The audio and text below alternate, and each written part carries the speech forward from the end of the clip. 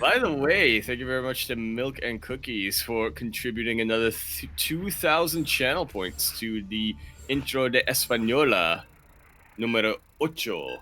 Milk, what are you doing awake right now? You're like Vortex.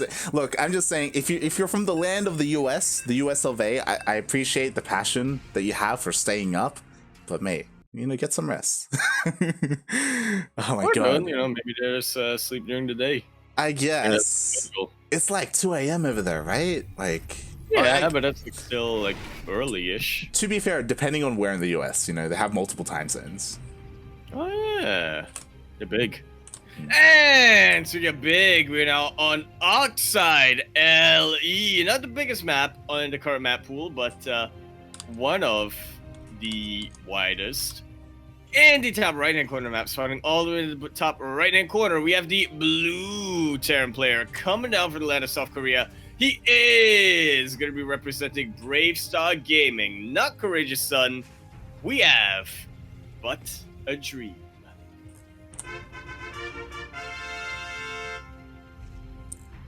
And spawning in the bottom left-hand corner of Oxide LE, we have the South Korean Zerg player, the Red Zerg, representing Team Jin-Air Green Wings. It is Rogue.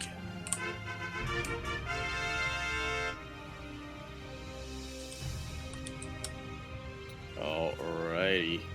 So we shouldn't be seeing anything too insane in our first map. I don't really remember if these two players have played against each other that often. The only one I can think of is GSL a while back, where it was Dream versus Rogue. Yeah. I mean, it goes to show that we were talking about it earlier. Rogue, he only recently started playing in these ESL Open Cups like actively. Like for the majority of the year, he was focusing on GSL, right? And I don't blame him. But now that the GSL like proper season has ended, like we've seen more and more of Rogue in these weeklies, and I love it. Like I'm not opposed to it. Yeah, always good to see more and more players signing up for these. Cough cough TY. Yeah, he signed up for like 2 or 3. I'm just saying, man. I know. I want to see him too. And I just ran a very quick head-to-head score here in the here on Wikipedia, which you can do. Apparently, they have actually faced one another quite a bit in the Africa series, in some of the Chinese leagues, and as well as the World Invitational. Dream has only beaten Rogue twice this year, whereas Rogue has beaten Dream 7 times. Jesus Christ, they were usually pretty close, but he has had the upper hand quite a bit. Definitely. I mean, I will say that I think that it's fair to compare Dream to Beyond at the moment in terms of skill, and Beyond had a really close series versus Rogue last week, right, in that best of 5. So yeah, I wouldn't count Dream out just because of the statistics. I'm regardless whether he wins or loses, or regardless of how the series goes, like I'm sure it's gonna be great. It's gonna be beautiful. That it will. As we all know, statistics always lie. That's not necessarily accurate at all. Always lie. You need can't trust them. The CranKy Ducklings do not Yakuzaku does not speak for the CranKy Ducklings, I will say. That's because I speak the truth. Oh my god. Alright, so we do have a third CC after this 1-1 opener before the starport. Yeah, once again, going for this more greedy, more popular opener nowadays in TvZ. Yeah, I'm going to be going into what looks to be a bit of a Hellion drop as well behind us. This gives the Terran player a lot more of an earlier lead to try to continue. Yeah. Actually, gonna be a Viking Force coming out from that starport. Have any add-on? Yeah, I was about to say that we do have the tech lab on the racks, and it doesn't look like we're going to see a switch out of this. So yeah, going for the Viking first to try and deal with some of these overlords to try and deny some of the scouting. Yeah, I'm just watching gas count here, like to see if we will get any upgrade being thrown onto that. Yep, there we go. Stim now being researched. So Dream really going to be committing to this Viking instead of anything else, which is interesting to me. Am I crazy to think that we're going to see an armory being thrown down? No, you're not. That's what I'm It waiting has for. happened before. Yeah, because he's I getting. mean, it has happened before, especially with the medevac that should be routed across the map pretty soon, but, you know, we'll see. Yeah, we'll see. Because again, there are a decent amount of Hellions coming out. More Hellions, and there we go. It's all coming. It's all coming together. I'm like, mate, if you look at all these Hellions, it's like there's got to be an army. There's got to be a Hellbat push coming, and it's going to be lined up quite nicely with these Marines and with this stim coming as well. Oh, definitely. The thing about the stim Hellbat push instead of standard Hellbat push is you do get, well, first off, Marines shoot up. But more importantly, you do get a little bit more concentrated fire on something like a Queen or something. Yeah. You can really start to target down that individual Hellions can't do on their own. And what I will say that it's important that like the Hellions were spotted, so Rogue is aware of the massive Hellbat push. You don't see that many Hellions without a Hellbat push, so we do see spines being thrown down at the third. They aren't done quite yet, but there are a lot of Queens. That there definitely are. And a very good wall here back at home, but I do worry a little bit for Dream. He's actually moving back. Just realizing, yeah, there's not much I can really do in terms of Hellbat push. So I'm just trying to see what he can get done with straight up Hellions. Yeah. Oh, if you can get these Lings. Ooh, almost catches the Lings. And I was about to say, I love how Dream isn't stubborn. There are a lot of like players who it's like, okay, I'm going for a Hellbat push. Doesn't matter what I scout, I'm going to do it. But because he saw the defensive position, because he saw all of the Queens as well, he didn't really commit to it. He sent the Marines back home, and he's only just harassing active out on the map with these Hellions. Yeah, I guess that is the advantage of going for the Viking instead of a different starport unit, is you do get a little bit more versatility. You know, Vikings are not as expensive as, say, a Banshee, right? Or a Liberator. Oh yeah, definitely. And because of that, like Dream, he's still, for the most part, he's kept all of his Hellions alive. Like they can be used later on in a stronger push, you know, used as a buffer, as Hellbats. And at the moment, like they're doing such a good job at denying all this creep. They really are keeping Rogue back in terms of his expansions as well as his army. But there is a pretty massive run by coming in here to the north. Hellbat's really working overtime. That medevac just trying to juggle as best as it can. And in the end, 5 SCVs go down, which on its own wouldn't be too terrible. But Dream is down about 20 workers at the moment. Oh yeah, he's down quite a lot of workers, but he's looking to try and change that because he's pushing across the map with all of these Hellbats with so many Widowmines as well. Yeah, he has just about enough. Banelings only now starting to pop in speed. Still a long ways away for these Banelings coming out. The Dream has a lot of initiative right now that he's taken. Oh, no split, turn split! Oh. Not gonna be good enough, and the mines do manage to hit on a lot of those Lings, but here we go, already a very quick remax from Rogue coming out. He's moving across the map. Yeah, that was devastating. Like the Banelings got the juiciest connections, the splits were not good enough, the entire army went down, and now there are only just a couple of reinforcements to help defend. All the Widowmines are on cooldown.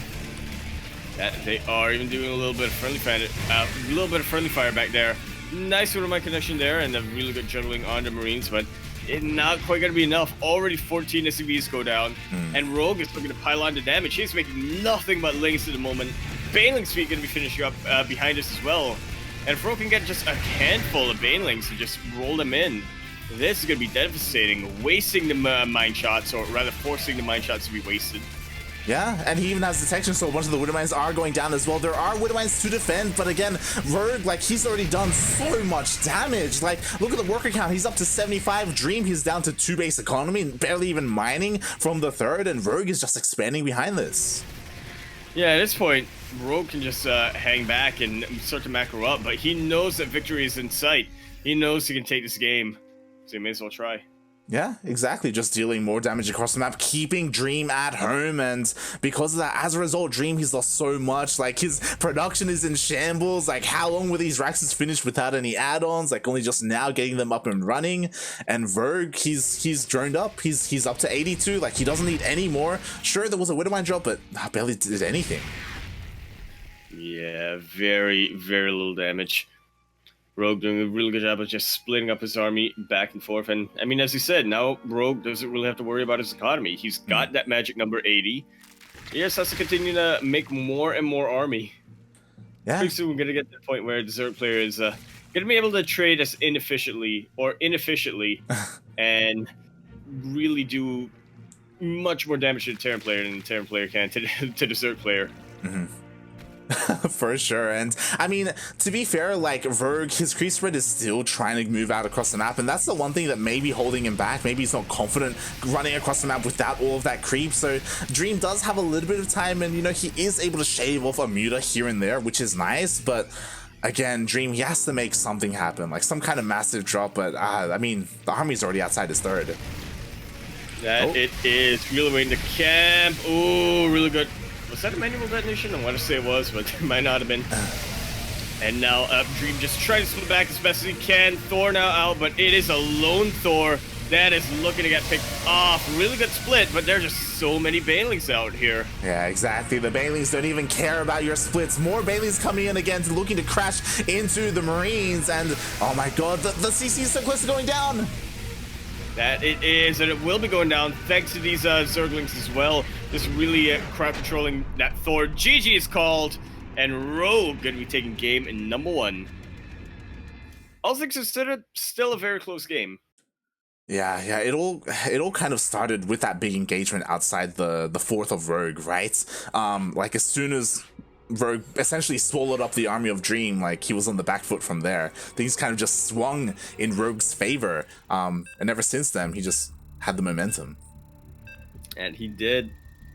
Sometimes it can really, especially I feel like when you have games that are just so close like this, right, where both players are so even throughout most of the game, it really just comes down to, okay, which player is going to lose the first engagement, and how will the other player capitalize on that, right? How will the other player use their advantage? And we saw how Rogue was able to do it, but that is going to be enough about game number 1 as we now load in to game number 2 here on Death Aura LE. We're in the top left-hand corner map, spawning all the way in the top left-hand corner. We have the blue Terran player coming out from the land of South Korea. He is going to be representing Brave Star Gaming, the cat, the eagle, and the bear.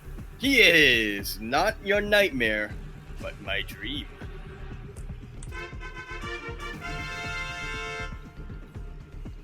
Do you want to say something, Yaku?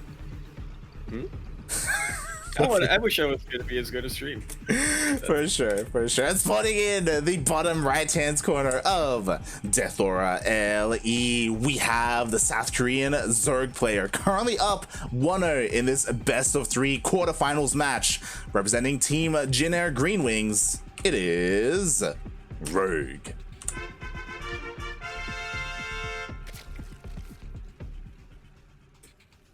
Okay. So, if you're Rogue right now, you're up 1-0 in this best of 3. What are you thinking, Light? I'm thinking Ling Bane up to Hive. Ling Bane up to Hive. Yeah, just Ling Bane, no mutas, no Hydras, just go straight into Ultras. That's my dream. Yeah? Oh my god. But you know, that is a style that Dark did like kind of, you know, make his own, and it's kind of rare to see another player do it. It's really risky, it can be abused a lot, but yeah, we'll see. Yeah, it's definitely very susceptible to drops, and especially if you don't have your creep spread out very well, then you are just sort of asking for the Terran player to drop on your more vulnerable bases. Yeah, definitely. But we'll see how this game plays out. Already, Dream continuing to go for the. Oh no, that's the natural. That's the natural base. I was gonna say, oh yeah, continue to go for 3cc before starboard. No. Yeah. Just a 1-1. We'll see if he does go for another CC or if he goes into more of a starboard. Meanwhile, Rogue is playing very safe. I don't know if you saw, but he did send his Overlord all the way to the left-hand side, now moving up north, looking to make sure there wasn't any kind of crazy proxy out on the map. Same with his other Overlord. He was scouting all over the place to make sure that Dream wasn't doing anything cheeky. Yeah, he does not want the mistakes of the past to be the mistakes of today. So really just trying to get as much vision as he can on his opponent. Doesn't want to be caught off guard. Yeah, and you were talking about it. It was... Yeah, it was a little bit earlier, but you called it. He is going for that third CC after the factory, so yeah, going for that greedy opener once again. And I did want to quickly mention, shout out to all the crazy, absolutely crazy, passionate people from the land of the Americas that are watching right now. They were saying, yeah, they were saying earlier, like, it's like 2 a.m. or it's like 5 a.m. and it's like, oh my god, mate. All right. Maybe they woke up early. Yeah, some of them woke up early, some of them stayed up late. But you know what? Do you have it? Do you know who stayed up late here? Milk. Let's say you have the floor. You can call them out. Milk and Vortex, Funada, Milk and Vortex for staying up late. But you know, they know what's up, right? It's ESL Open Cup Asia. There's only one of these a week, and yeah, you very rarely get to see some of these players duke it out outside of things like GSL, which, by the way, I believe the Super Tournament qualifiers were they were held. Or yesterday? I think they were yesterday and today. Yeah, yesterday and today, if I'm not mistaken. Mm-hmm. But yeah, we do know who our participants for GSL Super Tournament are. The bracket hasn't been seeded yet, but we know who's going to be playing. Yeah, nice. I may look into that later because I haven't actually checked to see who qualified and what happened in the brackets. I'll tell you what, both of these players have, and now they're getting a little bit of a preview. Already, the Hellions jump right on top of this mineral line, and Rogue getting a little bit desperate, attacking with the drones, losing 4 of them. But that might have been the right call there by Rogue. Just bruise up the Hellions a little bit more, make sure that, you know, they don't stay alive long enough to get another volley off. Yeah, definitely. Well, I mean, he had to because he had so minimal units. He didn't have any extra links to defend, so he had to try and block them in with his drones, fight with the Queens, clean up the Hellions. And what's important, what just transpired was that Rogue dove in with his Overlord and he scouted the second factory. That he did. Building it on a low ground as well. Dream trying to be really sneaky, but in the end, Rogue, he's well aware that Dream is going to be playing Biomech. Yeah, exactly. And he also saw the army as well. Again, it's kind of up in the air if Rogue managed to click on them because they were in the middle of building. They were almost just thrown down when he saw them. But if he did click on them, then he should be aware of the armory and of all the factories. That's got to be for like a quick drilling class, right? I'm trying to think what Dream would be using that very early factory for, other than the factory upgrades. Yeah. Maybe he might play, but I mean, if he's not going to be committing to the Hellions, then I don't think he needs to. Yeah, so earlier we were talking about Time and how he has this style of playing this matchup where he just drops Widowmines constantly. I'm hoping that's what we're gonna get because we are gonna be seeing mass Widowmine, like, you know, triple Widowmine production. Yeah, I think Time does it a little bit differently, but yeah. I think the essence of he does it a little bit differently in how we get here. Time is he likes to go for the tech lab first, research drilling class, and then swap the add-ons around, but yeah, this for Dream does mean that he's going to have a lot more Widowmines being produced here. And he does not have to fiddle too much with any of the add-on swappings. And already going to be going for a quick little drop as he builds up his bio army back at home. Yeah. Going for a bit of multi-prong, though, as well, with these Hellions. Exactly. We're going to have Hellions out on that. We're going to have that first drop moving out. We're going to have a second drop ready. I'm sure he's just waiting for the Widowmines to pop out to go across the map with another medevac. And we do have a little bit of a waddle by the Banelings, but they are dealt with quite easily. Only managed to kill 2 SCVs. Yeah, too slow. Yeah, Marines were able to deal enough damage on those to really start to take him out. Good number of Hellions over here, but look at the body blocking there from Rogue. Little as you know, it is but a distraction. Exactly, it's even a distraction. Even some Viking there to clear out the Overlords. It all makes sense. It's all methodical, and we do have the drop waiting to dive in. Meanwhile, there are Hellions looking to dive into the third base at the same time. Yeah, try to go for the high ground, or not quite. Yeah, high ground as well as the low ground. There is a Spore Caller here, so there will be some detection on top of these Widowmines. Meanwhile, the Bane goes all the way to deal with these Hellbats, and a little bit mistimed there from Rogue. And not quite targeted. Where's the detection? Where's the detection? Oh my god. Meanwhile, at the same time, we did see that second drop did go into the third base. 3 Widowmines were dropped and 18 drones went down. 18 already, really keeping Rogue behind. He went from just about having that sweet spot of workers that Zerk wants at this phase of the game to, I mean, still getting there. Not too far behind, but yeah, this does mean that Rogue is going to have to spend his larva on units he didn't want to. Exactly, and again, this is gonna put my observing to the test because we're gonna have drops all over the place. Another drop getting ready to go into the third once again, and already with 18 drones going down, that was some decent damage. We'll see if Rogue is able to react to this. Well, he did seem prepared with his overlords, but I guess his eyes were elsewhere as more mines hit. 9 drones go down. And the Widow mines might actually make it out of there. Oh, not quite. But it will be able to avoid detection. Oh, yeah. Now, anyway. An overseer is forced to be made. Meanwhile, the entire time, what's important is that Rogue has been forced to defend. Like, he went mutas. I'm sure he would have loved to have been harassing with the mutas across the map, trying to deal some SCV damage, trying to do whatever he can with them, but he's just been forced to keep them at home to defend.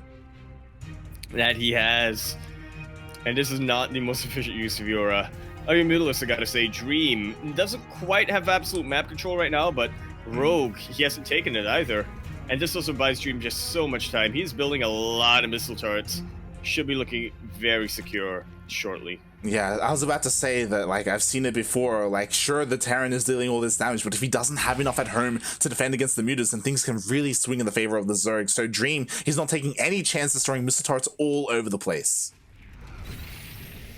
He is, but we're getting to a pretty scary amount of Mutalisk on the map right now. Like, exactly, they can start to tank a couple of turret shots, but what about the Marine support? Yeah, not quite. Meanwhile, Dream is starting to push out. Does he have anything back at home to defend? That's what I wonder. Yeah, he does. I mean, Dream does have a couple of units to defend against the mutas. He does try and burrow, and he does get a pretty decent shot. Meanwhile, Dream is pushing across the map, looking to try and harass or push into this 4th base. And where's the Ling Bane? That's what I wanted to know. I mean, there are a lot of Lings now being made. Okay, now a couple of Banelings are starting to get produced. Dream is very far deep in the creep. A bit of a wasted mine shot over there, and the mines are able to take out a couple of Zerglings, but yeah, not quite the connections that that Dream was looking for. And now that the Mutalisks have come back, this is not looking good for this assault force. Oof, yeah. Dream not really able to take out too many of much of anything of that, but meanwhile over to the south, there is drop force. Yeah, there is a little drop here. It looks like it will be cleaned up. He's trying to focus down the hatchery, but it looks like the hatchery will just barely. Come on, Dream! The medevac! Too much DPS coming out. Medevac could not out heal the lone Marine. Yeah, just barely. The hatchery stays alive. And again, I'm sure Dream would have loved to have pushed, you know, and hoping that the mutas were distracted across the map. But the mutas, they did end up coming home to defend. Everything was cleaned up. But as all this was happening, Dream, he is securing another base over to the right-hand side. He's making another CC. Like, his economy is booming. Again, it's going to come down to these mutas of Rogue to try and deal some damage. And they are looking to deal damage. Three turrets on the line just in case. But this is a lot of DPS coming out from the Mutalisk. And one thing to keep in mind, Splash does still affect buildings. It's not as obvious, or it's not as blatant as it does with units, but it does still affect them a little bit. Yeah, again, the missile turrets are just meant to, like, buy a little bit of time for the rest of your units to come and defend. And like this Thor, and with this Thor, you can deal so much damage to the mutas. This is some old school Dream coming up with some Thor drops right on top of the Mutalisk. That is such a risky maneuver to make, because one wrong move with your medevac and your and your Thor and your medevac has been taken out by the Mutalisk.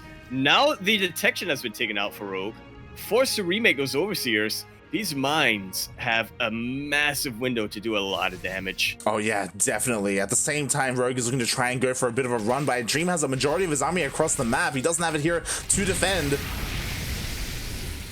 But he does keep a little bit back at home. He's already forcing the Banelings to connect with the Marauders. Not enough shoots up, but where's the detection here? Like, 2 mines are going to be not quite enough to take out the entire Mutaforce, but enough to sort of really start to thin it out. Very nice splits coming out here from Dream. He still has a very effective force out with these Marauders, with that Thor. But what about the mutas across the map? Well, it looks like those Widowmine shots, they were just enough. The mutas, they were held across the map. Dream, he does defend, and oh my, the hatchery stayed alive. Hatchery still alive somehow. Yeah, that reinforcement with the Lings were going to be just enough and just on time there for Rogue to keep that to keep that hatchery alive, and Rogue, he's continuing to expand. He has been spreading his creep. It is now far on Dream's side of the map. Mate, imagine a world where we have this game, but Dream killed the hatchery to the south, and he killed the hatchery here. Like when he pushed, you know, like he got so close, the hatcheries are going down, but just barely. Rogue has been able to defend every single time, and because of that, like Rogue, like his production hasn't been halted. He's just been able to keep up this pressure. Sure, he's been able to lose a lot, but he's been able to replace it. Absolutely. I think the only way we could have gotten that game, or that scenario light, is if Rogue wasn't Rogue. If Rogue was playing about like 10% of what we expect. And alright, already another pretty efficient trade here for Dream, but we are starting to get to the point where Rogue can afford to start trading inefficiently. Pretty good split, all things considered, with those Mutalisks. Yeah, definitely magic boxing the Thors, and he was able to once again defend his newest base. He was able to trade out more efficiently than Dream, and Dream is starting to run out of steam a little bit. Like he needs another base, he needs to take his gases, he needs to try and, you know, get his economy rolling, but the Mutas are trying to stop that. Trying, but here come the mines. That's a beautiful connection. What about this other shot? Not going to be able to get off in time. But turret's going to act as enough of a deterrent for these Mutalisks. But now we're getting to the point where Rogue, look at the production tab. He is starting to get his 3-3, Ultra Cavern on the way. And to be fair, Dream has been making a lot of Marauders, so maybe not. It's maybe not the scariest unit for Dream to be facing right now, but still, he's still on his tier 2. Exactly. Yeah, and I mean, we'll see what happens. Again, like Rogue, it's kind of terrifying. He's getting to the point where he is getting that hive. He is gonna have 3-3 and ultras, and already, even though he's been down on upgrades, he's been able to trade pretty efficiently against Dream and hold against him. And once again, massive run by into the natural. The Mutas, they're looking to dive on top of the Thor. Yeah, Zerglings could not quite get on top of that Thor, but we're gonna be enough of a consideration for Dream to start losing ground. Didn't really lose any SCVs there, and in fact, Dream was able to get that hatchery, so it is not over by any means. Dream's still absolutely in this, but I'm just worried about his economy right now. What is his production looking like? I mean, I would say that it was huge that he was actually able to finally kill a hatchery. Like, he's been trying to do so this entire game, and finally Dream has a bit of momentum. Again, a lot of Mutas went down earlier, and Dream, he's maxed out. He's trying to apply pressure here to the south, and meanwhile, it's a distraction. He's pushing into the center of the map. This is Dream's multi-pronged style. This is what we like watching him for. And what I would say he's really known for. Now this hatchery should be going down, but there's a lot of Ling Bane over here, and they do get a surround, and the Banelings crash right on top of the Marines. Forced to hot pick up with as many Thors out of there, but the Medivacs don't have boost light. The Medivacs, they do not have boost, so the Mutas, they're looking to try and hunt down these Thors. Oh my god, they're gonna get them! Oh, they're at the air! Dream could not even drop that Thor!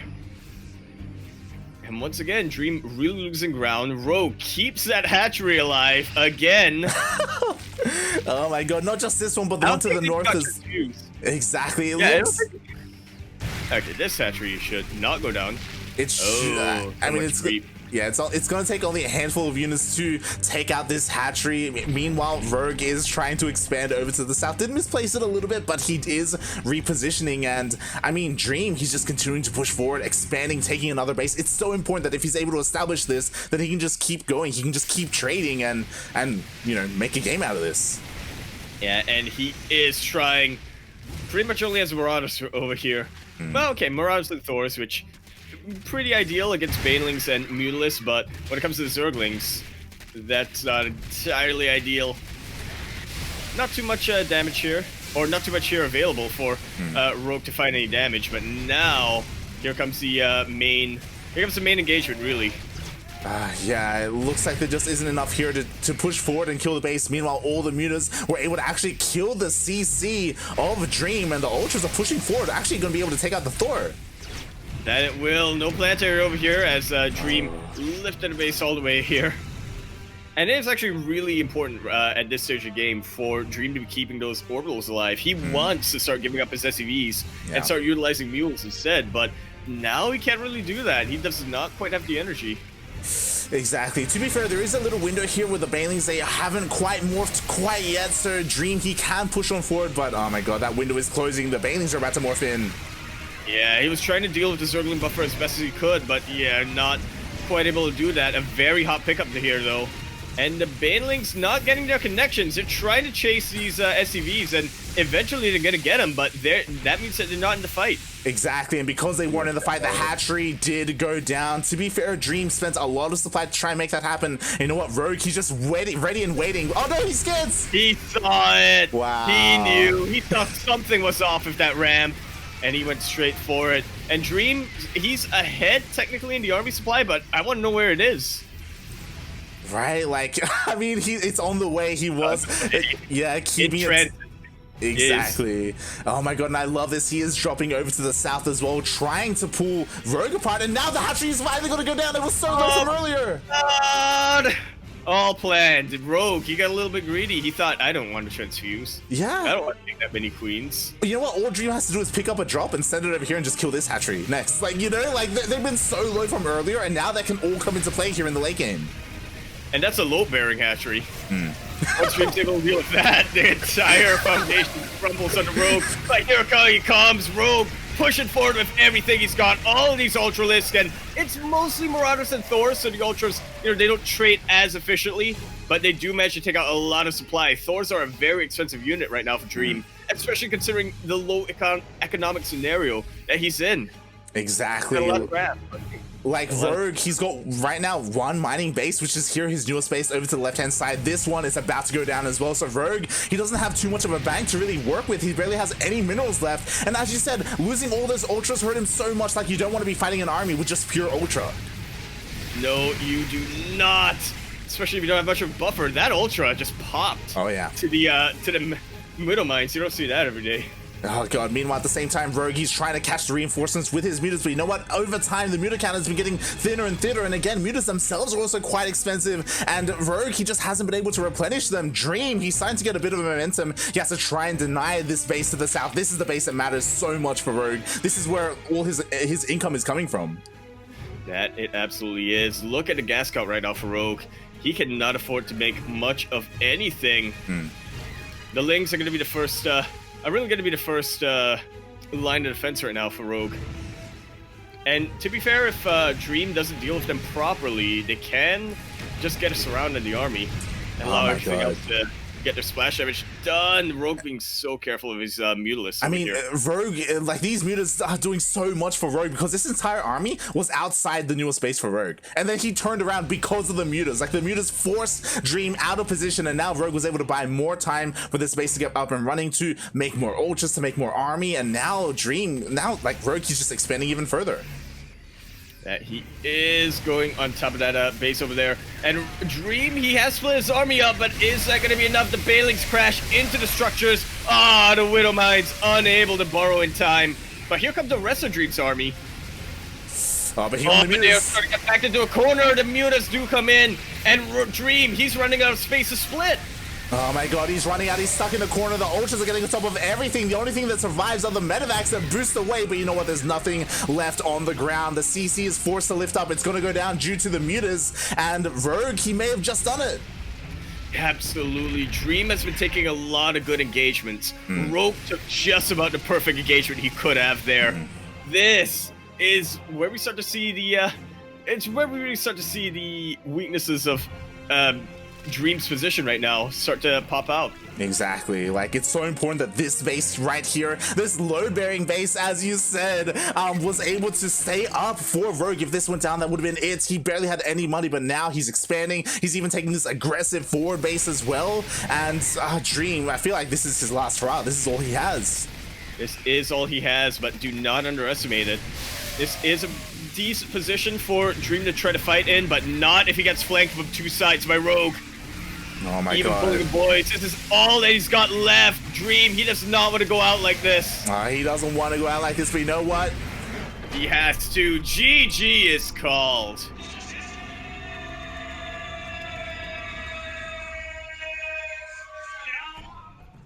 And with that, we have our first semifinalist of the evening, Rogue. Gonna be taking that series 2-0, but it was not a close 2-0 by any means.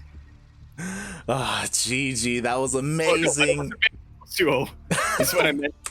It was not an easy 2-0 by any means, is what I meant to say. Yeah, definitely. GG, well played, Dream. He was doing so well that game. Like there were so many moments where like he was pushing on forward and he only just barely wasn't able to kill a hatchery, and because of that, like I should say, despite that, like it was so close. Like Rogue, he wasn't trading efficiently with his ultras. Like he was getting his mutas caught out here and there, but at the end of the day, the muta control was good enough to buy time so Rogue could remake that army, establish it, kind of distract Dream, pull him away from, you know, his new bases, and in the end take the win. Yeah, I'm just always in awe with Dream's multi-prong style. I feel like he's one of the players who really has that sort of attention going. Able to split his attention is what I mean. Oh yeah, that's kind of what he's become known for. It's pretty amazing to see. That's why it's always a treat to watch Dream play, regardless of the matchup. But in the end, that is Dream's run for today.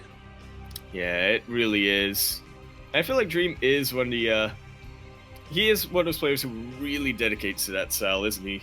Because I mean, you have other Terran players who do try to go for drops, who do drop pretty often, like Maru or like TY, but they also go for a lot of things like, you know, timing attacks. They also go for a lot of proxies, for example. Whereas with Dream, he's saying, no, I'm going to be everywhere at once. All the time. Exactly. What a game. What a series. And with that, Rogue is the very first player to advance to the semifinals. Everyone, !B in the chat. The ESL site was down earlier, but it should be back up, and we can see there are currently 3 other quarterfinal matches mid-series.